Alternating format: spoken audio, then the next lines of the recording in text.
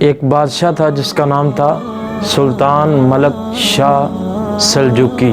یہ اصفہان کے ایک علاقے کے اندر جنگ کر رہا تھا اور سپاہی جنگ کے اندر مصروف تھے، اور یہ جو بادشاہ تھا یہ اصفہان کی جنگلوں کے اندر شکار کھیل رہا تھا۔ جو اس کے لشکری تھے انہوں نے ایک گاؤں کے اندر پڑاؤ ڈالا، تو اس گاؤں کے اندر ایک بڑھیا رہتی تھی کہ جو کہ بیوہ تھی، اور اس کے پاس ایک گائے تھی، وہ جس کا دودھ دو کر اپنے بچوں کی پرورش کرتی تھی۔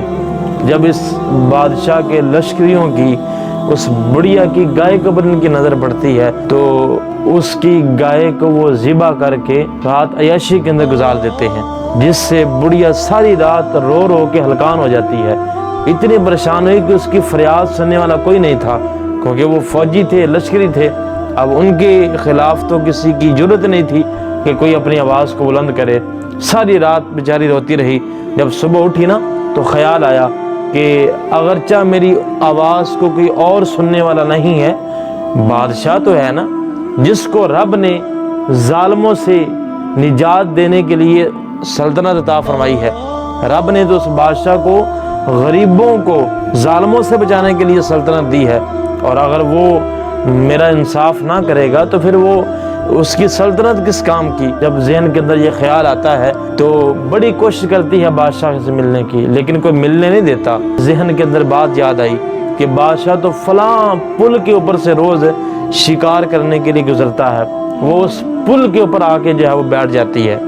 جب بادشاہ قریب آیا نا تو وہ خاتون اٹھ کے کھڑی ہو جاتی ہے اور کہتی ہے کہ اے الپ ارسلان کے بیٹے، بتا میرا حساب اس پل کے اوپر کرے گا یا پل صراط کے اوپر کرے گا؟ اللہ اکبر۔ یہ کلمات ابھی اس خاتون کی بڑھیا کی زبان سے نکلنے کی دیر ہی تھی کہ بادشاہ جو ہے وہ اس کے ہوش اٹھ جاتے ہیں۔ سپاہی بھی حیران ہو گئے کہ ایسا ہم نے محسوس کیا کہ بادشاہ کے جسم کے اوپر جیسا کہ وہ سوال جو ہے کوئی اثر کر گیا ہو۔ بادشاہ فوراً گھوڑے سے نیچے اتر پڑتا ہے اور آ کے اس بڑھیا سے کہتا ہے کہ اماں، میں پل صراط کے اوپر حساب دینے کی طاقت نہیں رکھتا، اماں بتا کہ تمہارا مسئلہ کیا ہے۔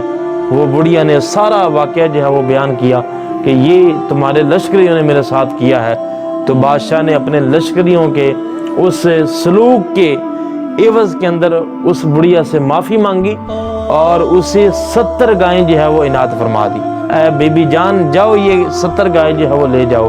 اور تاریخ بتاتی ہے، کتابیں گواہ ہے اس بات کی کہ بادشاہ اتنی دیر تک اپنے گھوڑے پر دوبارہ سوار نہیں ہوا جتنی دیر تک اس بڑھیا نے یہ نہیں کہہ دیا کہ اے بادشاہ سلامت، میں تمہارے عدل و انصاف سے راضی ہوں۔ جتنی دیر تک اس خاتون نے یہ اپنی زبان سے کلمات نہیں ادا کیے، اتنی دیر تک وہ بادشاہ اپنے گھوڑے پر سوار نہیں ہوا۔